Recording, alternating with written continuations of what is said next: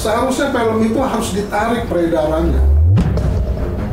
Nah pertanyaannya, ada nggak dasar hukumnya? Bahwa film yang sudah dinyatakan lolos dari lembaga sensor film itu bisa ditarik lagi peredarannya oleh menteri. Kalau memang film tersebut itu menimbulkan ketidaktentraman.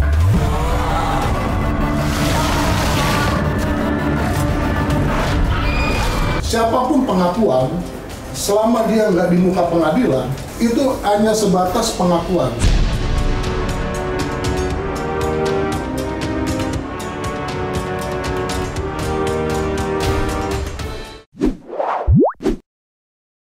Kan terkait yang 3 DPO itu bang, kan yang ketangkap baru 1, sedangkan yang 2 itu fiktif. Berarti bisa dibilang ada kemungkinan juga BAP tahun 2016 itu juga fiktif bang, kayak tugas dia yang menarik celananya dan lain-lain, itu bisa dibilang rekayasa atau fiktif juga bang? Ya jadi gini, kalau BAP berita acara itu bukan alat bukti. Yang disebut dengan alat bukti yang fundamental, kalau itu diterjemahkan bukti tersebut, keterangan di BAP di muka pengadilan, baru itu sempurna gitu loh. Jadi kita kembali juga, saya juga pernah menangani kasus pidana. Di BAP-nya dia menerjemahkan A, ya kan? Ketika itu perkara sudah masuk ke dalam litigasi pengadilan, kenyataan di muka pengadilan di depan majelis hakim dia mengatakan B. Nah, B itulah yang dinyatakan sebagai bukti. Bang, ngomongin bukti nih bang, kan ini film juga terkenal karena sebelum film ini ada terkenal yang suara kesurupan. Bisa nggak sih bang kayak bukti dari suara kesurupan, orang indigo yang bisa melihat hal-hal mistis itu dijadikan alat sebagai bukti dalam soal kasus yang seperti ini bang? Ya, pertama kita tidak punya instrumen hukumnya, misalnya undang-undang yang bisa melegitimasi hal tersebut.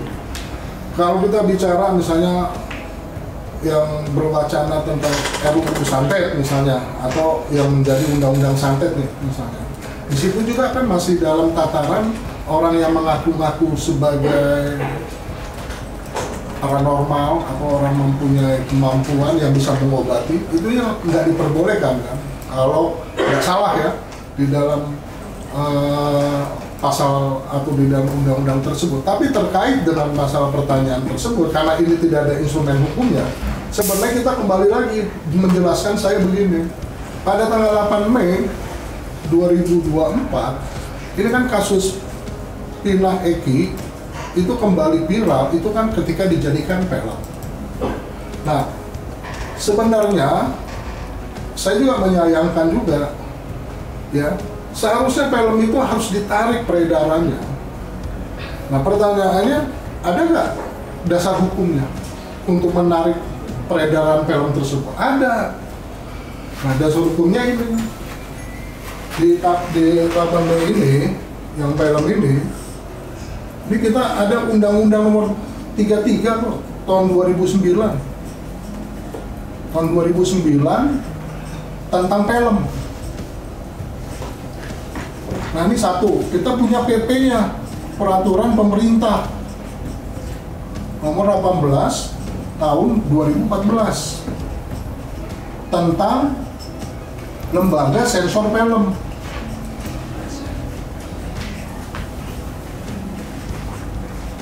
Tentang lembaga sensor film. Berarti kita punya peraturan pemerintah, kita punya undang-undang.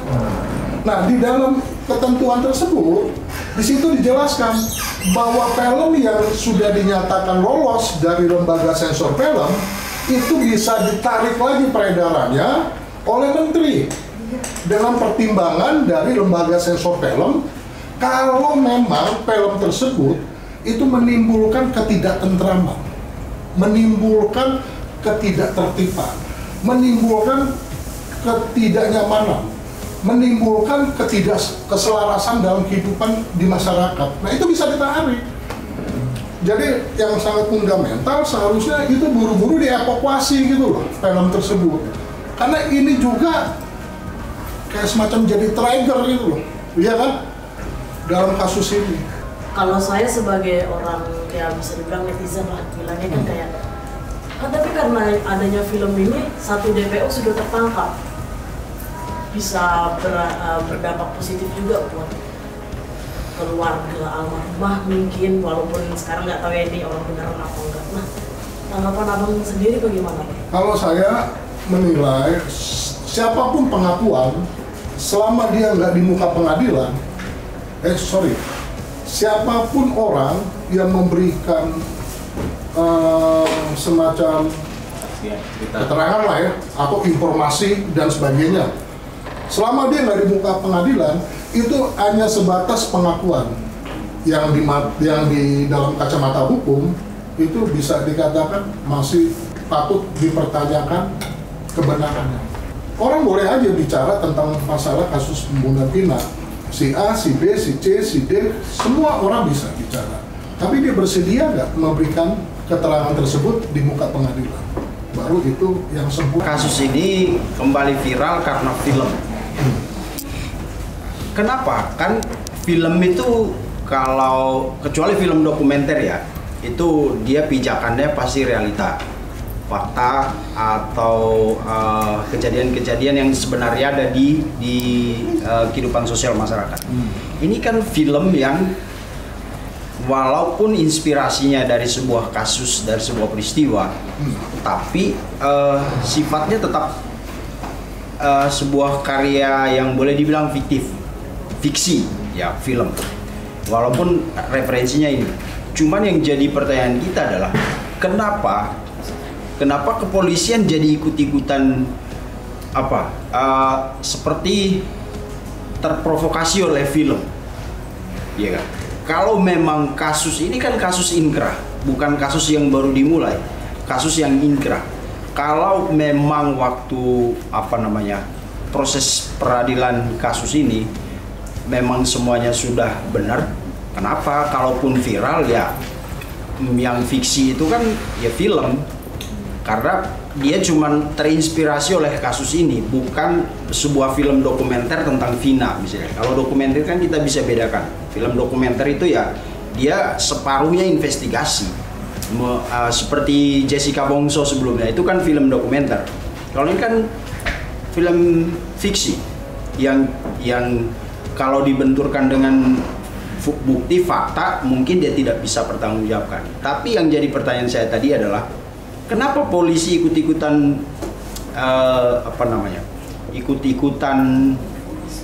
ikut-ikutan tidak yakin dengan apa yang sudah diputuskan dan proses itu udah terjadi 8 tahun lalu gitu. Yang tadi dipertanyakan, kenapa polisi kok jadi kayak terkooptasi dengan film tersebut? Ya saya rasa ya terkait dengan masalah sumber daya manusianya kan, terkait dengan kompetensi. Karena kalau kita bandingkan kayak di negara luar kan beda. Ya, di sana polisinya pendidikannya relatif lebih cukup ya baik lah. Berarti kalau tidak ada film ini kasus ini tidak dilanjutkan ya Pak? Kalau ini saya memproyeksi dalam aspek sosial ya. Iya, kalau film ini nggak muncul berarti kasusnya hilang. Kalau pada tanggal 8 Mei 2024 bahwa kasus ini tidak dijadikan film, mungkin melempem. Makanya tadi saya perjelas, harusnya sangat saya sayangkan kenapa ini film nggak ditarik peredarannya gitu loh. Tahu nggak maksudnya? Pada dasar hukumnya ada, dasar hukumnya kita kuat, dasar hukumnya. Yang menjadi viral itu kan karena dijadikan film. Kasus ini viral. Bang, ini pertanyaan yang banyak netizen mungkin, ya termasuk saya tanya kayak, apa sih Bang yang membuat selain film ya, selain karena ada film ini, apa sih yang membuat kasus ini 8 tahun tidak selesai-selesai Bang? Apa karena ada ada polisi di baliknya, ada bupati, ada yang orang-orang penting lah di balik kasus Jadi ini? gini, kalau kita bicara masalah tentang yang saya baca ya, di dalam tentang regulasi hukum internal kepolisian, itu banyak juga ada DPO yang pada kenyataannya itu tidak bisa dia jangkau. Itu dengan seiring waktu itu kasusnya ditutup. Itu ada. Gitu loh. Nah cuman ini kan diuntungkan karena kasus ini viral karena dijadikan film. Itu sebenarnya tanggal 8 Mei 2004 yang sempat menjadi isu pro kontra di masyarakat. Bahkan juga kalau nggak salah filmnya udah ditonton kurang lebih 5 juta orang lah. Abang ngomongin soal saksi. Tadi kalau ini boleh bahas, tadi sempat wawancara Bang Hotman juga. Ada beberapa pernyataan dari saksi yang janggal, Aep dan Melmel.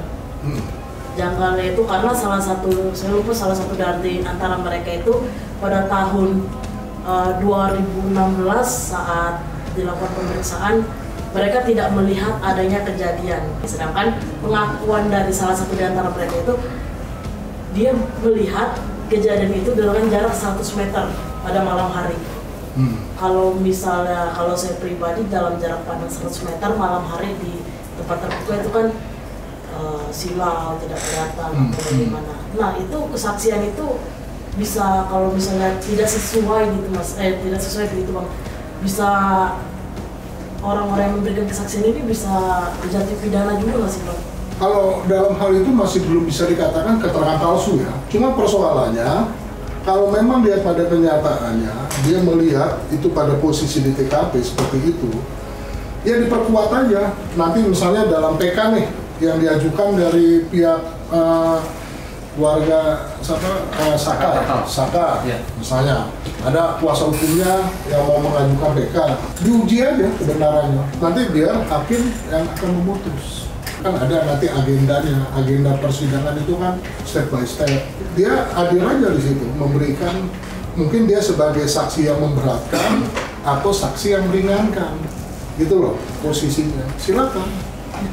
Nah tapi kalau untuk saya katakan apakah dia itu benar atau tidak benar, saya rasa saya akan repot juga ya. Karena saya bukan hakim, karena hakim yang menentukan. Tapi kalau dalam konstruksi yang saya paparkan seperti ini, tadi yang terkait dengan ini ada ketentuan peraturan dan sebagainya, gitu. Ada undang-undang. Saya mau tanya lagi tentang Peggy Setiawan, tersangka Peggy Setiawan. Ya. Sekarang penahanannya sudah lebih dari 20 hari. Berarti kan karena ini belum dilimpahkan, berarti ada kendala di penyidikan. Kira-kira antara pra-peradilan dan penangguhan penahanan ini akan lebih mudah yang mana untuk Peggy Setiawan sendiri? Nah, kalau bicara penangguhan penahanan itu kan sebenarnya hal yang klasik juga.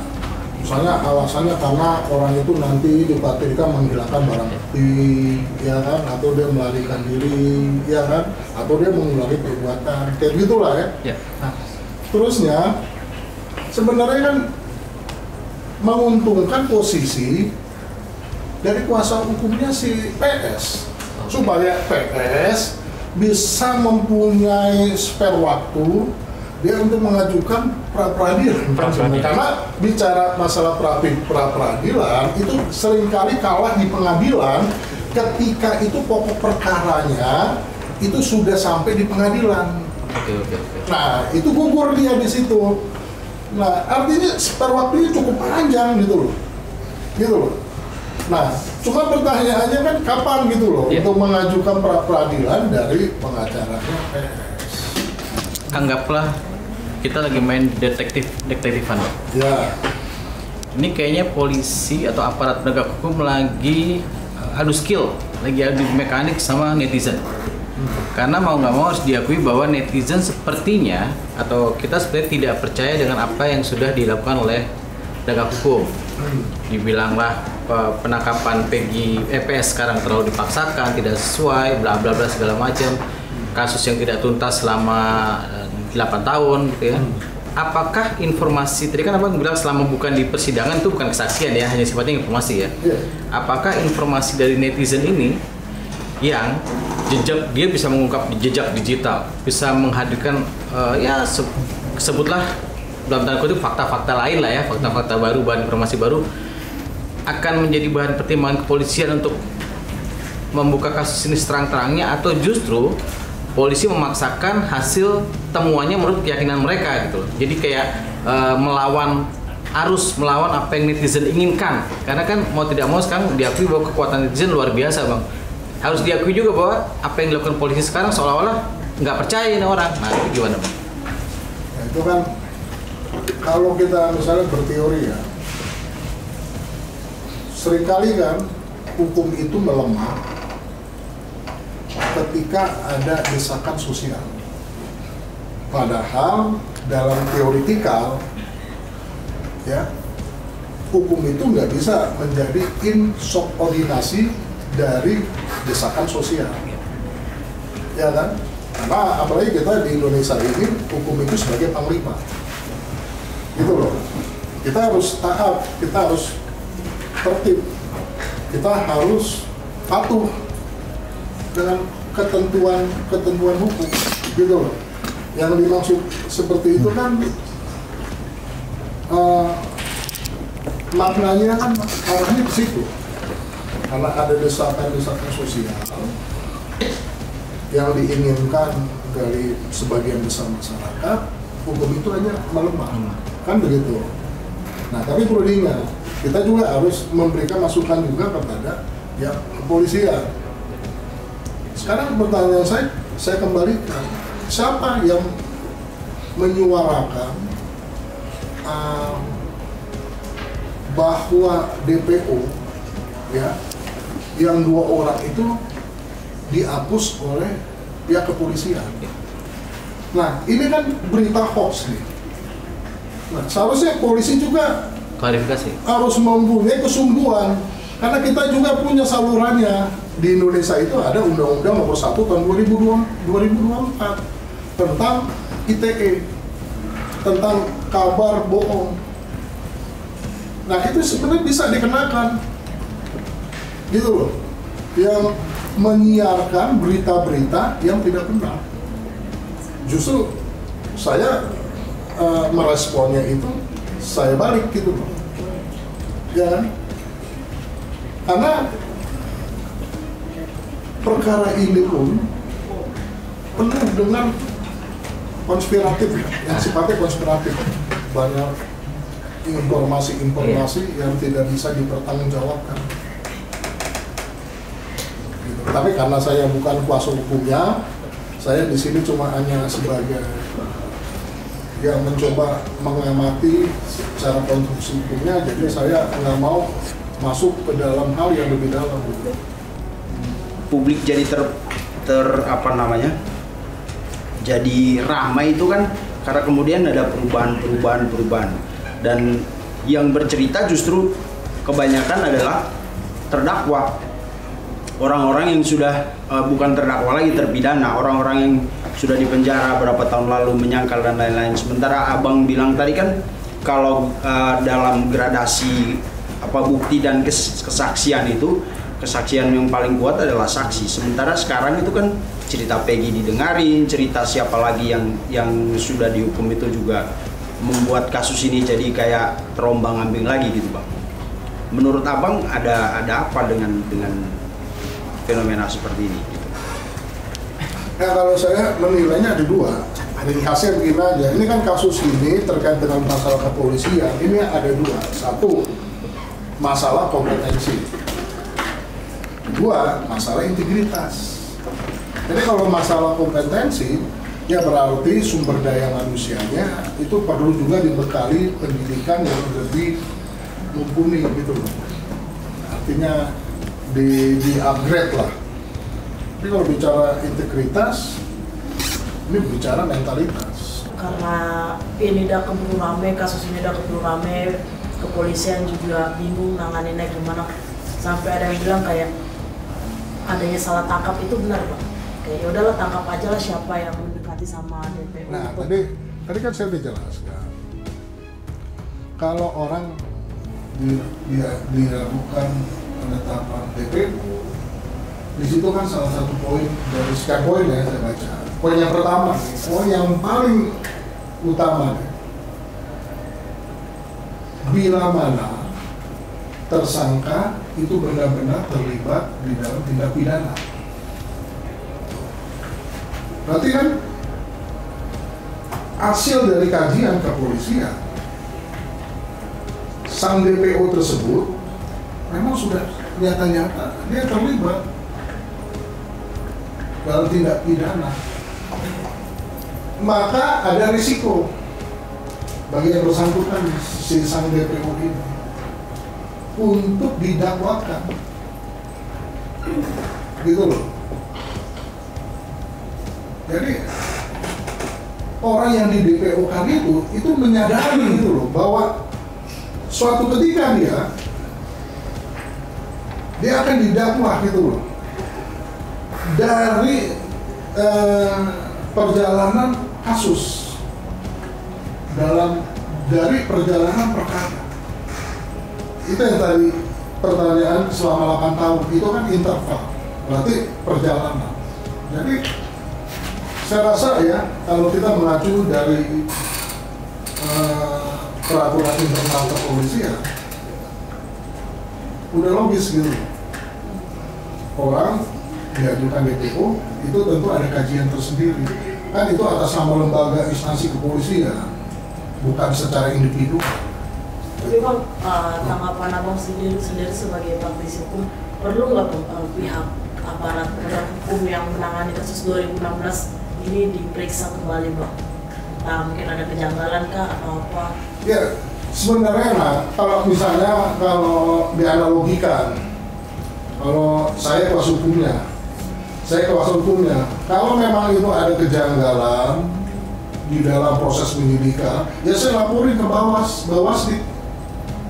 Kalau memang ada kejanggalan tentang bagaimana saya direspon perkara saya, ya saya lapor ke Propam. Kalau memang pada kenyataannya ada hal-hal yang secara administratif misalnya saya merasa dirugikan, ya saya lapor ke Kompolnas. Kita ada lembaganya. Nah tapi kan saya kan nggak begitu tahu nih perkara ini bagaimana sepak terjangnya kuasa hukumnya, gitu loh. Saya kan kalau mau bicara lebih dalam karena saya bukan kuasa hukum gitu loh. Jadi saya lebih pada tataran teoretikal aja.